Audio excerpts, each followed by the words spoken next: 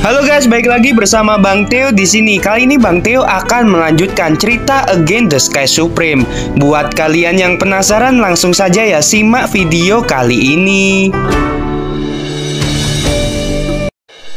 Gao Yang menginjak pedang terbang, dan saat pergelangan tangannya berputar, cahaya pedang 100 meter yang dipenuhi dengan kekuatan waktu tanpa henti menebas ke arah Tan Yun. Tan Yun menahan rasa sakitnya. Setiap kali dia menghindar, dia merasakan bahaya. Sebuah cahaya pedang menebas punggung Tan Yun, menimbulkan percikan darah, meninggalkan luka yang dalam di punggung Tan Yun. Tan Yun merasakan kesakitan, dan cahaya haus darah keluar melalui mata bintangnya. Gao Yang, kamu memiliki kemampuan untuk membunuhku sekarang. Selama aku tidak mati, aku akan membuatmu membayar 2 kali. Begitu kata-kata itu keluar, Tan Yun yang terluka parah tidak secara paksa menggunakan kekuatan cahaya untuk memulihkan luka-lukanya. Tan Yun tahu bahwa lukanya tidak dapat disembuhkan dengan cepat menggunakan kekuatan cahaya. Setelah Tan Yun menerima serangan bertubi-tubi, Tan Yun takut dia akan pingsan. Bahkan jika kekuatan cahaya dapat menyembuhkan, menghadapi pengejaran Gao Yang tidak diragukan lagi adalah jalan buntu. Tan Yun yang telah terluka dan penuh dengan darah bergerak di antara cahaya pedang yang padat dan ganas di bawah tangga Dewa Hong Meng. Saat Tan Yun menghindar, ada luka dalam di kaki dan dadanya, dan aliran darah menyubur keluar. Tiba-tiba cahaya pedang mengarah ke Tan Yun dan menebasnya. Tan Yun mati-matian menghindar. Meskipun dia lolos dari nasib dipenggal kepalanya, sisi kiri lehernya terkena serangan. Darah mengalir deras dari lehernya. Sebuah pedang hampir memotong tenggorokan Tan Yun. Sebuah pedang hampir memenggal kepala Tan Yun. Tan Yun menyeringai seperti hantu. Matanya berkobar permusuhan. Gao Yang, ayolah, waktumu akan datang. Tan Yun melampiaskan kemarahannya dengan meraung seperti orang gila. Tiba-tiba ketenangan kembali ke langit yang kacau, dan Tan Yun berhenti berlari untuk hidupnya. Tan Yun melihat ke belakang. Gao Yang terhuyung-huyung di pedang terbang. Kakinya tidak bisa berhenti gemetar, dan seluruh tubuhnya tidak bisa menahan diri untuk tidak bergerak. Jelas ekspansi meridian dari pil tulang yang kuat telah hilang. Tan Yun berbalik dengan gemetar. Darah menetes dari lengannya yang patah, dan luka di dada, punggung, serta kakinya juga berlumuran darah. Tan Yun tampak seperti roh jahat yang merangkak keluar dari genangan darah, dan senyum muncul di pipi pucatnya. Setiap kali Tan Yun mengucapkan sepatah kata apapun, darah keluar dari mulutnya. Gao Yang, bagaimanapun juga kamu akan kalah. Kamu benar-benar akan kalah. Betulkah? Gao Yang menggertakkan giginya, memegang pedang dan menatap Tan Yun. Bahkan jika aku mendapatkan serangan balik dari pil ini, kamu tidak jauh lebih baik dariku. Kamu lebih terluka daripada aku. Jadi aku bisa membunuhmu dengan mudah, kata Gao Yang. Aku akan membunuhmu, menarik kulitmu, mematahkan tulangmu, dan aku akan menggunakan darahmu untuk memberi penghormatan kepada Xiao Qian. Gao Yang meraung dalam kesedihan dan menukik ke arah Tan Yun. Menurutnya, Tan Yun telah menghabiskan semua metodenya, dan sekarang ini adalah jalan buntu baginya. Kali ini Tan Yun tidak menghindar. Dia menatap lurus ke arah Gao Yang menukik ke bawah. Tiba-tiba fitur wajahnya terdistorsi, seolah-olah dia menderita rasa sakit yang tak tertahankan. Saat semburan darah keluar dari mulutnya, dia meraung, "Penjara kayu!" Tiba-tiba, di tengah kekacauan, ada suara melolong yang sangat keras, dan aura membunuh yang menggelegar menyelimuti Gao Yang. Gao Yang tiba-tiba melihat pemandangan yang tak terlupakan darinya. Dia melihat kekuatan kayu seperti ular sanca warna hijau menonjol dari kehampaan yang kacau, membentuk tangan yang sangat besar dan meraihnya secara vertikal. Tan Yun, orang macam apa kamu ini? Bagaimana Anda bisa mengendalikan angin, guntur, waktu, ruang, dan kekuatan kayu? Gao Yang berteriak ngeri, melambaikan cahaya pedang yang menyilaukan dan menebas ke arah tangan raksasa yang datang. Setelah mengenai tangan raksasa itu, ratusan kekuatan kayu seperti piton hijau terputus. Ketika suara kelemahan Tan Yun terdengar, tangan raksasa itu tiba-tiba membusuk dan berubah menjadi ribuan ular sanca berwarna hijau menuju ke arah Gao Yang. Gao Yang memegang pedang panjangnya dengan putus asa, dan dengan setiap ledakan cahaya pedang, puluhan helai kekuatan kayu terbagi menjadi dua dan berubah menjadi tidak terlihat. Di bawah kendali Tan Yun, 5 helai kekuatan kayu menembus kehampaan, membungkus leher, lengan, dan kaki Gao Yang, segera membentang ke 5 arah. Dalam jeritan tragis, Gao Yang masih ditarik ke 5 arah yang berlawanan.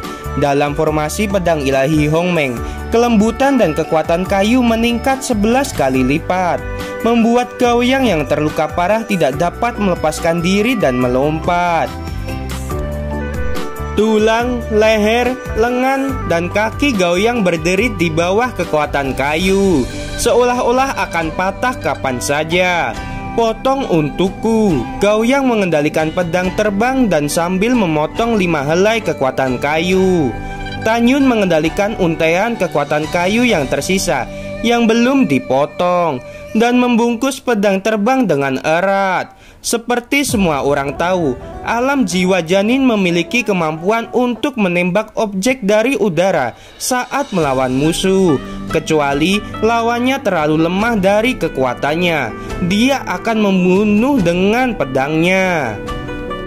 Jika kekuatan lawan sama dengan kekuatannya sendiri, maka dia tidak akan memilih melawan musuhnya. Tetapi sekarang kekuatan pedang Gao Yang sepertiga kekuatan dari Tan Yun. Oleh karena itu, pedang terbang yang dikendalikan oleh Gao Yang mudah terjerat dan dipenjara oleh kekuatan kayu. Dengan kekuatan formasi pedang, Tan Yun berayun ke udara, melayang di depan Gao Yang. Tan Yun, bunuhlah jika kamu ingin membunuh. Aku tidak akan memohon belas kasihan. Gao Yang seperti binatang buas yang terperangkap. Bahkan jika kamu membunuhku dan dihargai oleh kepala divisi, aku akan beritahu kamu, kamu tidak dapat menulis ulang fakta bahwa kamu adalah tukang. Mendengar ini, Tan Yun menyeringai berulang kali. Tan Yun berputar di udara, menekuk kaki kanannya, dan dia mematahkan tulang rusuk Gao Yang. Kemudian dengan jari kaki kanannya, dia membanting mulutnya. Segera Gao Yang kesakitan, giginya keluar dari mulutnya dengan darah. Tan Yun, aku mengutukmu. Ketika Gao Yang mengutuk samar-samar, Tan Yun mengendalikan kekuatan kayu yang membungkus pedang terbang. Ujung pedang dimasukkan ke dalam mulut Gao Yang dan dengan cepat berputar memutar lidahnya. Tan Yun dengan pedang terbang mengeluarkan mulut Gao Yang. Gao Yang terlihat menyedihkan karena rasa sakit. Tan Yun mengeluarkan kata-katanya. Suaranya tidak mengandung perasaan. Saya memasuki divisi pil dan tidak pernah memprovokasi orang lain secara aktif. Dan tuanmu yang sudah tua itu ingin membunuhku. Pada titik ini, Tan Yun berteriak dengan marah. Li Ziyan, Yeling, dan kamu ingin membunuhku kan? Begitu suara itu keluar, tubuh Tan Yun menari-nari di udara dan kakinya ditarik ke arah anggota badan Gao Yang. Suara retakan terdengar. Tiba-tiba kaki dan lengan Gao Yang hancur dan kabut darah memenuhi tubuhnya. Dia kehilangan anggota tubuhnya dan hanya digantung oleh kekuatan kayu yang melilit di lehernya. Gao Yang yang seperti tongkat tergantung sekarat di udara, dan ada banyak emosi di matanya. Ada kesedihan, rasa sakit, keengganan, kemarahan, dan keputusasaan. Sedih dan menyakitkan karena Ouyang Qian yang dicintainya sudah mati dan musuh tepat di depannya, tetapi dia tidak bisa membalaskan dendam Ouyang Qian. Apa yang membuat marah dan putus asa adalah dia tidak bisa memikirkan bagaimana Tan Yun dengan alam jiwa janin tingkat 7 begitu menakutkan. Dia tidak menduga bahwa dia sebenarnya lebih rendah daripada Tan Yun dalam daftar alkimia. Meskipun dia meminum pil penguat, dia masih bukan lawan Tan Yun. Dia memang sedikit menyesalinya. Dia memiliki wajah 23 tahun dan usia sebenarnya adalah 40 tahun. Dia telah menjadi alkemis tingkat suci. Jika saya tidak bertemu Tan Yun dengan pencapaian alkimia saya dan bakat terbaik dari jiwa janin waktu itu, saya akan memiliki masa depan tanpa batas. Namun semuanya telah hilang karena dihancurkan oleh Tan Yun. Tapi apa gunanya penyesalan? Pada saat ini Gao Yang tersenyum sedih. Setelah waktu yang lama, dia kehilangan lidah dan tidak bisa mengeluarkan suara. Dia mengangkat kepalanya dan menatap Tan Yun yang terluka dan kehilangan lengannya. Bibirnya bergerak diam-diam. Dapat dilihat bahwa dia berkata dengan susah payah, "Saya akan mati. Kamu tidak dapat mengubah fakta bahwa kamu seorang tukang rendahan." Mendengar ini, Tan Yun juga tertawa. Pada saat yang sama, senyum simpatik Tan Yun terlihat. Tukang yang rendah ini di matamu suatu hari di masa depan akan menaklukkan daratan. Suatu hari nanti akan membuat langit dan dunia bergetar. Tapi sayangnya, kamu tidak bisa melihatnya lagi. Setelah itu, kekuatan kayu menjerat Gao Yang menghilang, dan segera Tan Yun menyerang Gao Yang yang membuatnya mengeluarkan darah. Pedang terbang itu berputar sejajar di leher, dan mayat Gao Yang jatuh dalam kehampaan. Pada saat ini, di luar susunan pedang ilahi Hongmeng, dari kepala hingga murid, semuanya terdiam. Tiba-tiba semua orang melihat formasi pedang di depan mereka, dan mereka mulai berkedip. Melihat adegan ini, semua orang tahu bahwa pertempuran yang menentukan akan segera berakhir, dan Tan Yun diharapkan tidak akan pernah selamat. Lebih dari 700 murid Taman Obat Lingshan sudah menangis dengan mata mereka yang terlihat merah.